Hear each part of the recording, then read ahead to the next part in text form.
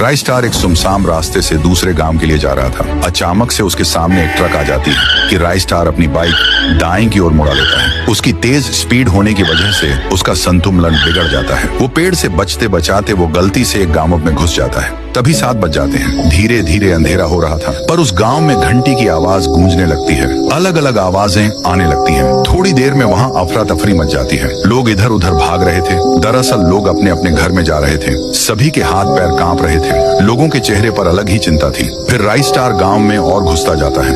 Rice star कुछ पल के लिए सोच में पड़ गया। सभी लोग कहाँ गए कि सामने से लाल शर्ट पहना हुआ एक आदमी बड़ी तेजी से भागते हुए राइस स्टार के पास आता है और हांफते हुए कहता है, अरे भाई, इधर क्या कर रहे हो? 7:30 बजने ही वाले हैं। 5 मिनट रह गए बस। तुम शहर से आए हो लगते हो। चलो चलो मेरे घर में जल्दी, वरना वो आ जाएगी। आओ मेरे पीछे। फिर राइस स्टार बिना सवाल जवाब किए उस आदमी के पीछे जाने लगता है। राइस स्टार उसके सामने रुककर सवाल पूछता है, अरे भाई, ये यहाँ पर क्या हो रहा है? तुम मुझे 7:30 बजे से पहले अपने घर में क्यों लेकर आए? और ये अजीब सी घंटी की आवाज क्यों गूंज रही है? आदमी कहता है, अरे मैं पागलों जैसी बात नहीं कर रहा हूँ। इसका सच जानकर तुम्हारे रोंगटे खड़े हो जाएंगे। इस गांव में रोज 7:30 बजे एक चुड़ैल आती है जो कि लोगों को मार के उस पेड़ में लेकर जाती है। बात हो ही रही थी उसी सूखे पेड़ की जहाँ राइस स्टार ने अपनी बाइक रोकी थी। तभी अचानक से उस पेड़ में से वही चुड़ैल निकलती है जिसके बारे में वह आदमी बता रहा था। राइस स्टार उस चुड़ैल को देखकर दंग रह गया। बस फिर क्या था, वो चुड़ैल उन दोनों को देखकर उनके पास आने लगती है। वह उनके पास आके कहती है, राइस स्टार,